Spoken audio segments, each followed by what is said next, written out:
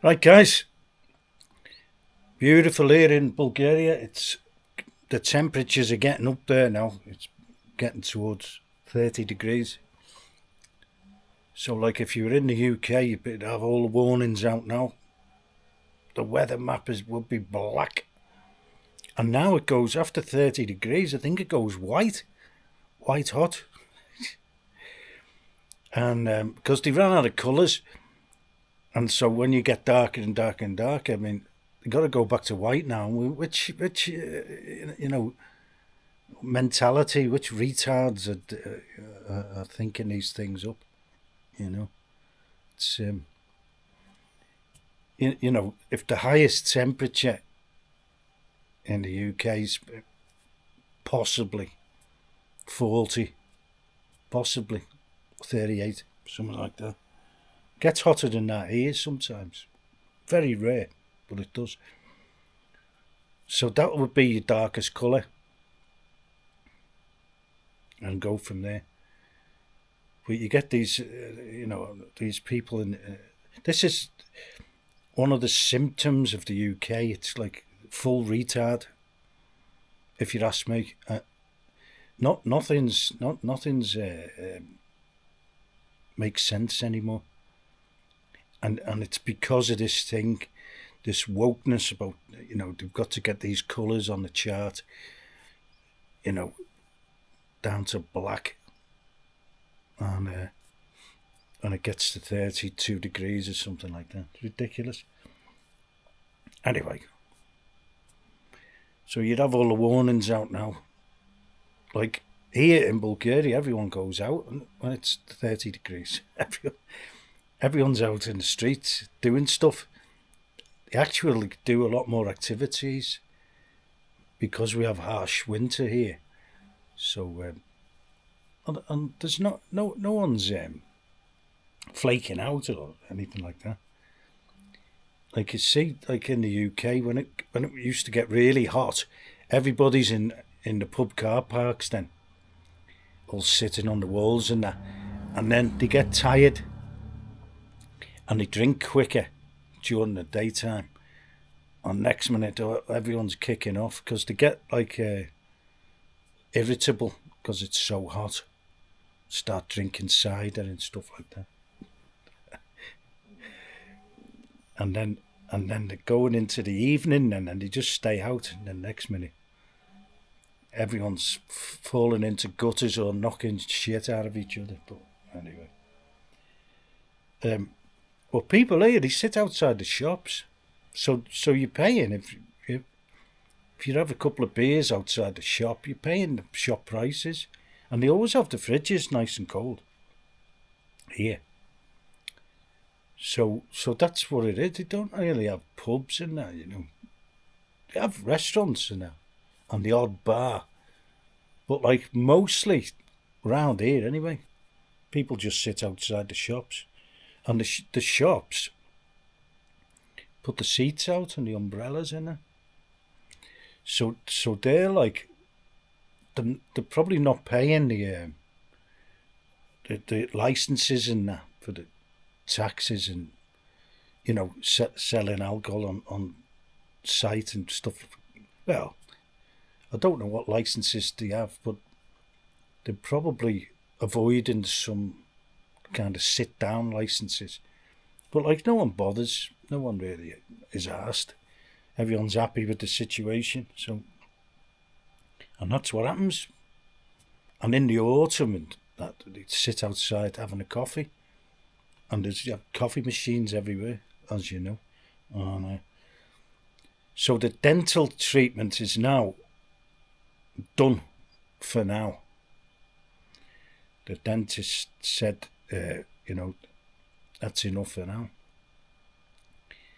In decent shape, and I've got like enough teeth now to eat my dinner, comfortably. I've had 4 extractions in my life. I've just had 3 here, which really needed doing. So I've had and one of them, the first one was years and years and years ago. Can't remember why they took it out, but anyway. Um,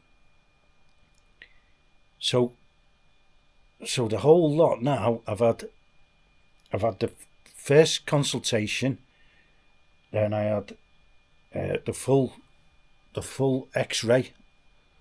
Like it's like a scan, like a full scan, and they can tell most things from the X-rays actually. And they picked out the abscess tooth and all that, and so I've had that, and then I had the full clean and polish, right? Before they would do any treatment or even extraction, he said get everything cleaned up, which was very sensible, really. And he gave me this mouthwash to clean all the bacteria up. And then now I've had 3 extractions. So that's all the treatment I've had now. And I was thinking about getting some whitening done, but I've kind of done some research on it, and it's virtually all abrasive or intrusive, or it's like it doesn't do your teeth any good in the long run. So I've decided against it. I don't really need a President Trump smile, and I think that they're not that bad. They're not brilliant white, but a lot of Caucasian people don't have brilliant white teeth. Africans do, and a lot of Latins.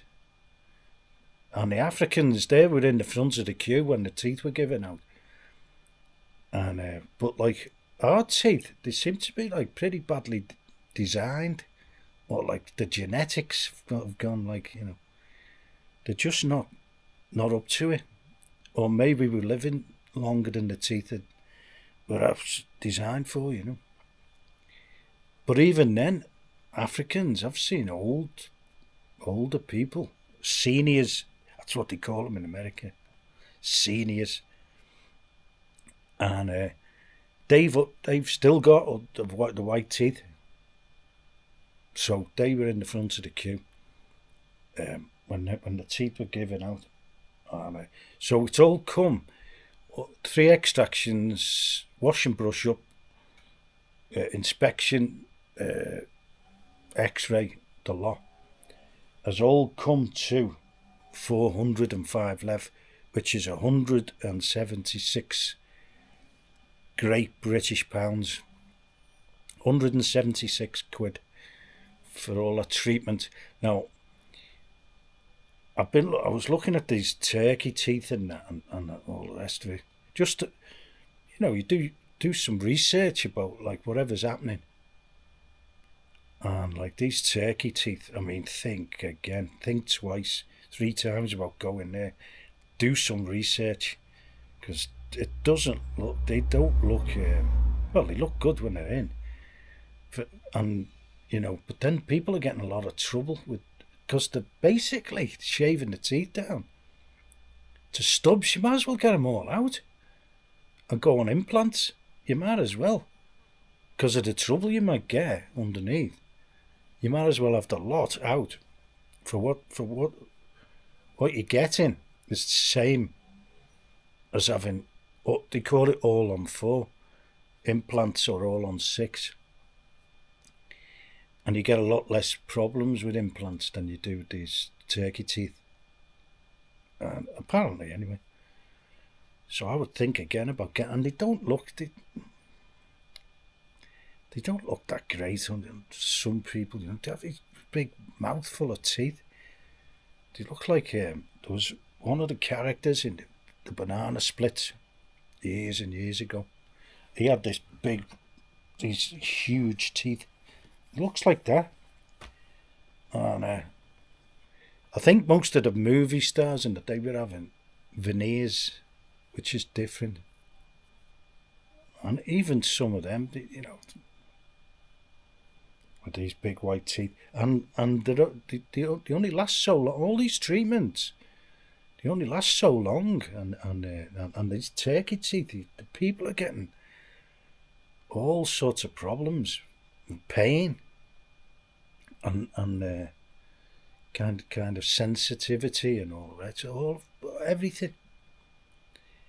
And to me, the bulky. Some people can't close their mouth, like a great big mouthful of teeth. Anyway, but some people like them when they first get them. They're all over TikTok, you know. But anyway, but I had to think about that. Of getting the whitening done, and I've decided I'm not gonna do it for what I'm gonna get extra, and for where to go. I'm not on the television. Well, I'm on here, but like, you know, you can change the settings so they look better. I don't know, but I'm happy enough with the way they've polished up and that. For 63 years old, I mean, the front row. It's all right. They're not white, brilliant white, but like, as I say, Caucasians very rarely have the gleaming white teeth, especially when you're getting a bit older and you know. So anyway, you got to keep this. I've got a few things. This dental stuff in that. Don't know where it is. I'm doing this oil, coconut oil, which is supposed to make them white. It pulls. It's called an oil pulling, and clove oil. I just rubbed that on, and that's like, people use that for toothache and that, but apparently that does your teeth good, and the bacteria keeps it all under control. So I've been doing that as well. Clove oil and coconut oil, and anything else that you can find. Everything's worth trying as long as it's not like turkey teeth. So I'm quite happy with the bill now. So I'm going to go on now to the medical. I've held off a little bit because I don't like all these things all at once, you know, going to the doctors and going to the dentist and all that stuff, you know. And so I'll do things one at a time. So that the dental stuff now is out the way for the foreseeable anyway. And I will go back. I'll go back 6 months and get a clean up again. That's what she said. Come on, go do it twice a year. I can handle that. I can do that. So that's what I'm going to do. And now and I'll keep everyone updated now on how to enroll with a doctor. Now, as a tourist and that, you just bring your EHIC card and have some medical insurance, travel insurance. I think you can get that through various bank accounts. Revolut. I've got a Revolut account now. It's very popular now in Bulgaria. Revolut. Everyone's using Revolut to pay each other because the bank fees now here are like prohibited. They're like, especially transferring money. It's like daylight robbery. Some of the transfer fees. So everyone's using Revolut in Bulgaria, and I've actually opened a Revolut account with my residence card, so it's not a UK address. Fantastic. That is a big deal for me. That is a big deal because I can break the final ties once I've got the permanent address here, and now I've got proof of address with the Revolut, and it builds up from there. So I can use the Revolut now for proof of address. Bingo, you know. And well, I've got the ID card as well, which is proof of address because my address is on. It's on your ID card, and I've got a Bulgarian driving license. So the only tie I've got now, really, it's like I've got a Wise account which is on the UK address. I'm going to change that if I possibly can. I think it can. You can get a Wise account here, but like with the Revolut, I might not need one. And there's another bank now, just called TBI, and I'm going to try and join there as well. You know, from the point of, and I've got a Bulgarian bank account, any High Street Bank. I've always had that anyway. For all the other transactions and property and everything. So I've got that, which they're pretty good. They're pretty good. I've only had one instance now, and I had two in a week. The other week, which there might have been a glitch in this. I had to submit my UTR number in the UK because all the banks now, Europe-wide, are all linking in. They're all linking into the tax systems, which is not good news, really. But Revolut never asked for any tax kind of, and neither did Wise. So maybe that's the way to go. But it's kind of a good idea to have more than one account. I try and have about 3 or 4, because you know, you never know. And I've got 2 MasterCard and 2 Visa, so that spreads it out a little bit. Because they might be joined in some way. Because when your card gets blocked, sometimes it's Visa, and if you've got 2 Visa cards, they might just cancel both of them. And they do it now and again, just for, you know. A lot of the time they used to do it, but just for because you used an ATM in another country, especially like places like Albania. You've got to be careful when you go to Albania or Montenegro to cancel your card in the middle of a holiday. So I was trying to avoid that, using the card there. They're usually okay with the Bulgarian cards.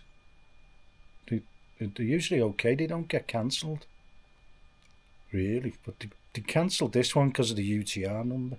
And I'd already give it to them, all the information, and I had to give it to them again. So whether they just, I don't know, didn't put it in properly or whatever.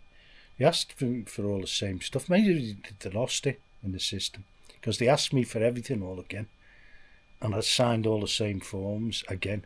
I said, I've already done this. He said, yeah, I know. So I don't know what happened. And it was all the same information. So anyway, so I'll keep you updated. So yeah, so the health, what you've got to do. Now I'll find out, because it doesn't always happen the way they say it's going to happen in Bulgaria. And regionally, it's sometimes interpreted differently. I've already contacted one doctor who was actually on this list to get enrolled with the national health payments, and he said it was a phone call. Somebody phoned up on my behalf, and he said, well, he didn't describe it as like it's described how it'll happen. So I'm going to go to this other doctor in person with somebody else, and I'm gonna try and get what's his name? But what I'll do before I go, because he might run some tests in that, I'll do a 3-day fast, and that gets all your levels right, blood sugar and all that, which came out. I got tested in the hospital for virtually everything, including a heart scan, everything, and that was clear. He said your heart is okay. You know, it's slightly high pressure, but I get an anxiety when they take the blood pressure. It's called something anxiety. When they pump that thing up on your arm, I go into panic mode. You know? I don't like it. Anyway, I had this machine once And there is a lot of information about this, that like your blood pressure goes up and down. You know, if a tiger's chasing you, or something like, oh, you go for a run, your blood pressure goes up, or you drink a bottle of vodka, or anything. If you're digesting food, if you have a great big meal, blood pressure goes up and down all the time.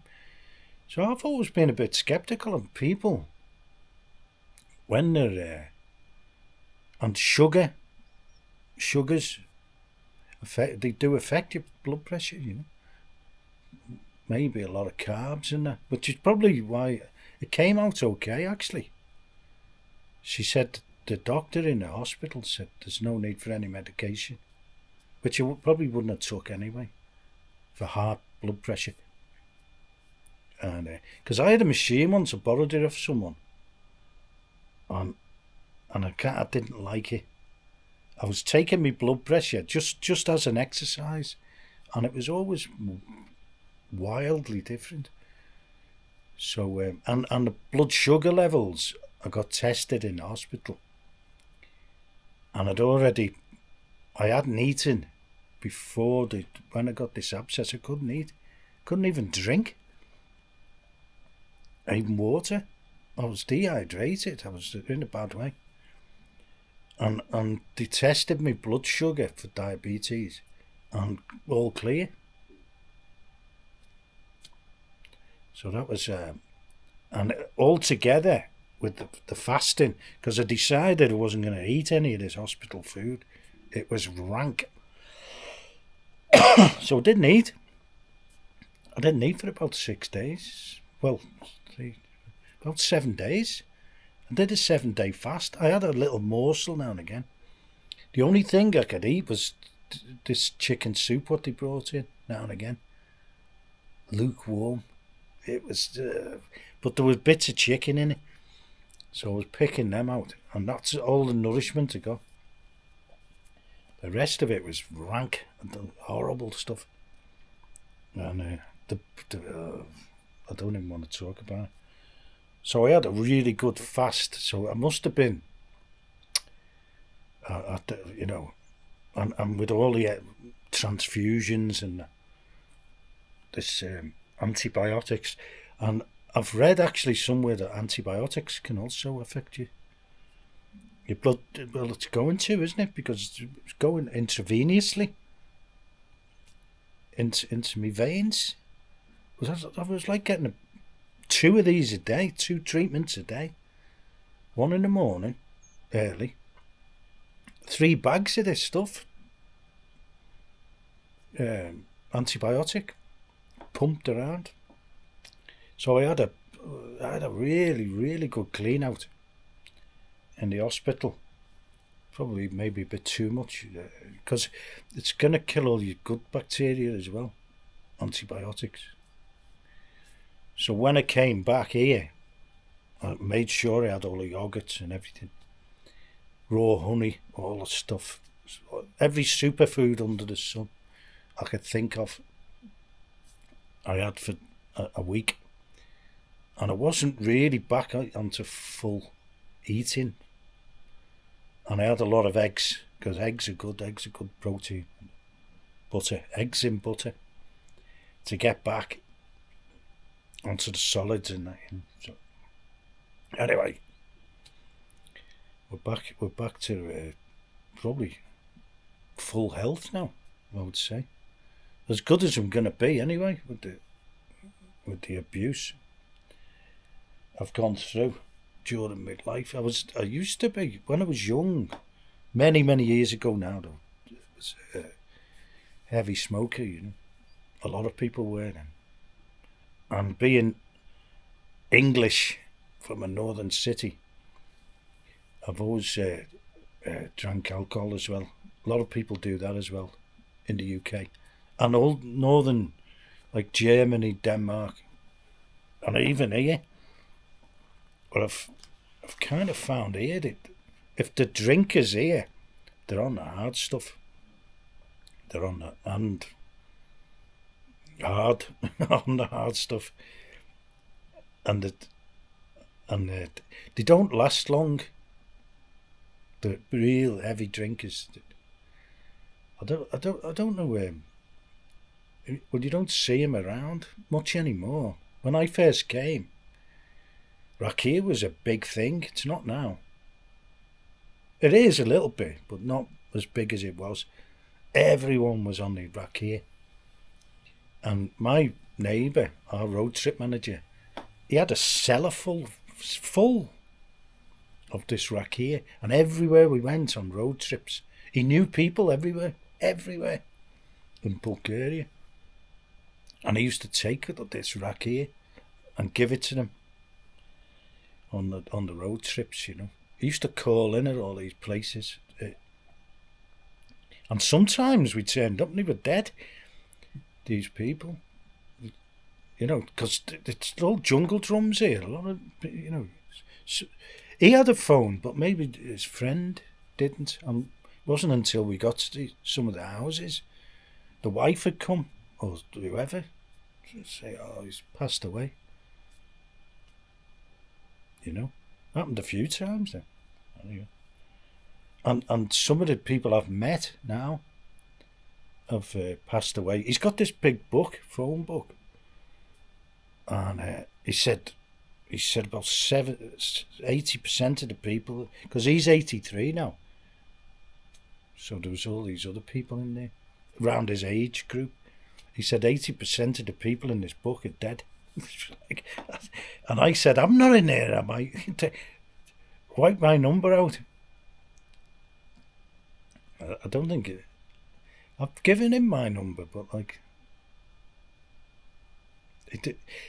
people don't really call each other. If they're local, they'll come and see you. You know? He comes quite regular, now and again, and he's coming less and less now because he's ill. I go past his place. He goes to hospital quite a lot, treatments, and I don't know how he's lasted this long. He became ill when he had some medicine,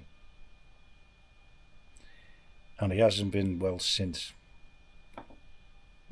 And he was fit as a fiddle, strong as an ox, and he could walk forever. And when he got the medicine, and there wasn't many people in Bulgaria got the medicine, if you know what I'm talking about. And he did, he was fanatical. He said, oh yeah, I'm straight in there. And his missus didn't. And she's fighting fit. Always has been. She was an ex-gymnast. Or is an ex-gymnast. She was a gymnast. Now she is an ex-gymnast. You can't be was an ex-gymnast. Anyway, it's like an Olga Korbut type, you know, in the Eastern European.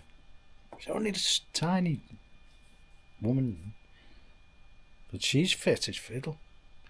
And there's a few other people who checked out. And one of them, there was two of them. There was one guy, he was an invalid, and so obviously he's going to have the medicine, and his missus, who was only, I think she was only 54. She was like a lot younger than he was, and she checked out suddenly, died suddenly. So, you know, but there wasn't that many people who I knew had the medicine. And there was a lot of reports those that did haven't been well since. Anyway, or checked out. Okay, so I'll keep you informed on the doctors. And this is why I don't go near doctors when they can help you. Okay, cheers.